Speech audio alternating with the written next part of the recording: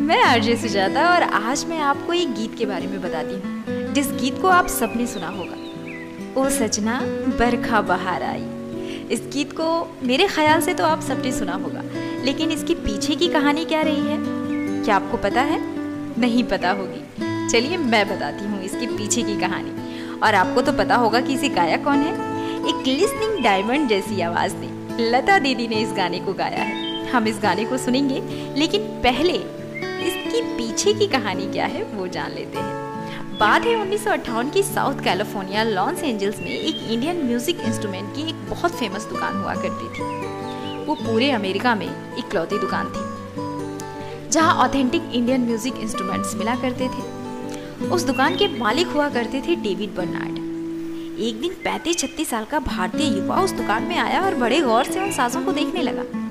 साधारण वेशभूषा वाला ये आदमी वहाँ की सेल्स गर्ल्स, वहाँ के स्टाफ को कुछ अट्रैक्ट नहीं कर पाया, मगर फिर भी एक सेल्स गर्ल क्रिस्टीना उसके पास आकर बोली, बताइए मैं क्या मदद कर सकती हूँ। उस नौजवान ने सितार देखने की मांग की। क्रिस्टीना ने उसे वहीं मौजूद सितारों का एक पूरा कलेक्शन दिखा दिया। उस नौजवान को एक सितार खास तौर पर पसंद आ गया और उसने कहा कि वो जरा उतार दीजिए। उतारना मुश्किल था। क्रिस्टीना ने टालने की कोशिश की, लेकिन नौजवान जिद पर अड़ गया। वो कहाँ मानने वाला था।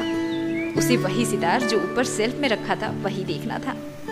तब तक दुकान के मालिक डेविड आ गए। नौजवान की बात को सुना, समझा और उनके आदेश पर सितार उतार दिया गया। क्रिस्टीना से रहा नहीं गया। वो बोली कि इसे बॉस सितार कहा जाता है और आम सितार वादक इसे बजा नहीं सकते। ये बहुत बड़े बड़े शो में इस्तेमाल होता है। वो नौजवान बोला, आप इसे बॉस सितार कहते हैं, मगर हम इसे सुरबहार सितार के नाम से जानते हैं। क्या मैं बजा कर देख सकता हूँ? डेविड ने उस नौजवान का दिल नहीं तोड़ा और बजाने की सहमति दे दी। उस नौजवान ने सितार को ट्यून किया और बैठ गया और फिर उसने बजाना शुरू किया। ऐसा बजाया कि आसपास के लोग भी वहां जमा हो गए। जब सितार उन्होंने बंद किया तो सन्नाटा छा गया था।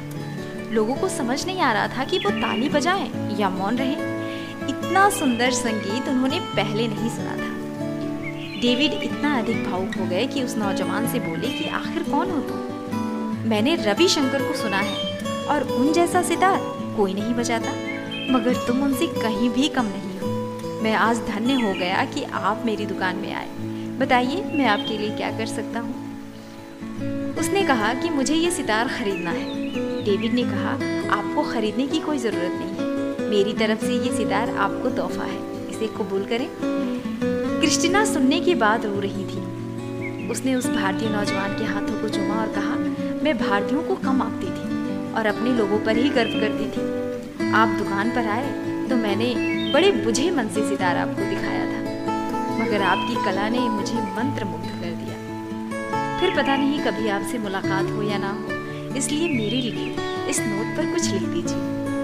उस नौजवान ने मुस्कुराते हुए क्रिस्टीना की तरफ देखा और उसके डॉलर के नोट पर लिख दिया अपना नाम, सलील चौधरी। सलील वो सितार लेकर भारत लौटे और उसी साल एक बंगला फिल्म के लिए राग खमाज पर आधारित एक गाना रिकॉर्ड किया, जिसमें उन्होंने उसी सुरबहार सितार को प्ले किया।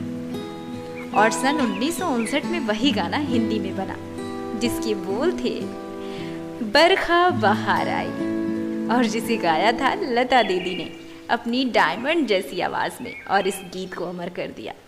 आइए सुनते हैं इस गीत को। ओ सजना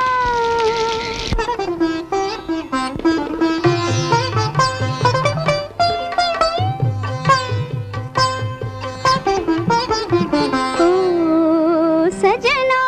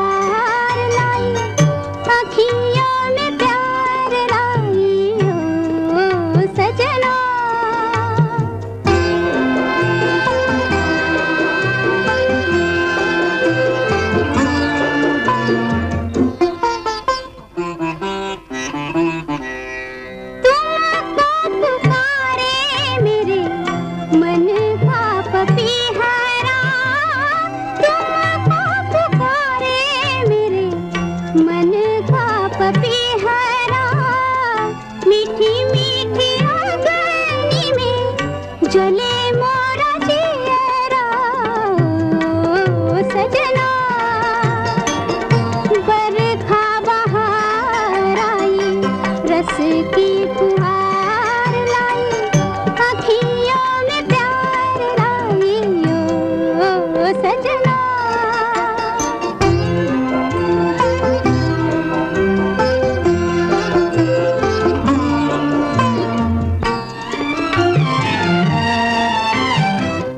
ऐसी रिमझिम में ओ सजन, प्यासे प्यासे मेरे नयन तेरे ही ख्वाब में खो गए।